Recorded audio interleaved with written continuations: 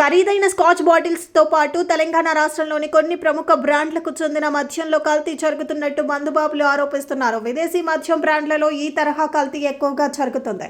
Scotch బాటిల్స్లలో scotch తీసేసి cheap liquor, medium లిక్కర్తో నింపుతున్నారని excise శాఖకు ఫిర్యాదులు అందాయట.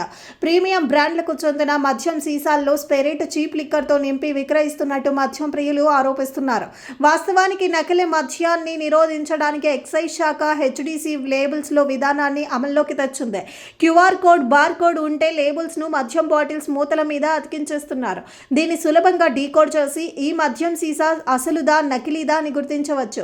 అయితే మద్యం సిండికేట్ నేర్పుగానే సీల్ వేసి ఉన్న బాటిల్స్ లోనే కల్తీ చేస్తున్నట్లు ఎక్సైజ్ వర్గాలు చెబుతున్నారు. ఈ మోసాలు బెల్ట్ దుకాణాలు, బార్లలో ఎక్కువగా జరుగుతుంటున్నట్టు పేర్కొంటున్నారు. కొన్ని మద్యం దుకాణాలలో రాత్రి మూసేసిన తర్వాత గుట్టు చప్పుడు కాకుండా కల్తీ వ్యవహారం నడిపిస్తున్నట్లు విశ్వసనీయ వర్గాలు తెలిపాయి. 3 ఇంచుల పరిణామంలో ఉండే కనెక్టర్ అనే చిన్న పరికరంతో సీసా మూతని తీసేస్తున్నారట.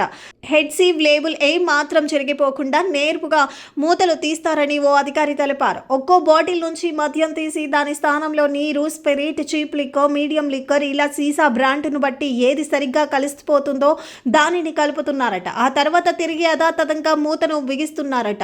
ఇందుకోసం మహారాష్ట్ర, కర్ణాటక, గుజరాత్ తదితర రాష్ట్రాల నుంచి నేర్పులను రప్పిస్తున్నట్టు ఎక్సైజ్ శాఖ వర్గాలు తెలిపాయి. వారికి రోజుకి 5,000 వరకు భత్యం ఉంటుందని, భోజన ఖర్చులు కూడా దళారులే పెట్టుకుంటున్నారని పేర్కొన్నాయి. క్వార్టర్ బాటిళ్లలో 180 మిల్లీలీటర్ల మద్యం ఉంటుంది. ఇందులో నుంచి 60 ml మద్యం తీసేసి అంతే మొత్తంలో స్పిరిట్ కలుపుతున్నట్టు ఎక్సైజ్ అధికారులు గుర్తించారు. ప్రస్తుతం లీటర్ స్పిరిట్ కు 500 ఉన్నది. అయితే లీటర్ స్పిరిట్ లో 2 లీటర్లు నీళ్లు కలుపుతున్నారట. ఈ లెక్కన 500 ఖర్చుతో 19 క్వార్టర్ల లిక్కర్లను కల్తీ చేయవచ్చని అంచనా వేస్తున్నారు. తద్వారా 4,370 రూపాయలు వ్యాపారం జరుగుతుందన్నమాట.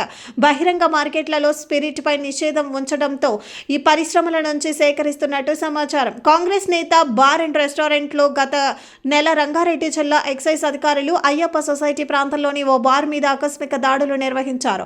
ఖరీదైన మద్యం బాటిళ్లలో చౌక మద్యాన్ని కలుపుతూ కూకట్పల్లికి చెందిన సత్యనారాయణ, పునీత్ పట్నాయక్ రెడ్ హ్యాండెడ్ గా దొరికిపోయారు. ఖరీదైన మద్యం సీసాల్లో కల్తీ మందు నింపి విందులు, వినోదాలకు సరఫరా చేస్తున్న ఓ ముఠాను శంషాబాద్ డిటిఎఫ్ పోలీసులు మే నెలలో పట్టుకున్నారు. నగరానికి చెందిన 2 వ్యక్తులు ఖరీదైన మద్యం బాటిళ్లలో కల్తీ మద్యం నింపి ఢిల్లీ మద్యం పేరుతో మార్కెట్ ధరల కంటే తక్కువకు విక్రయిస్తుండగా అదుపులోకి తీసుకున్నారు.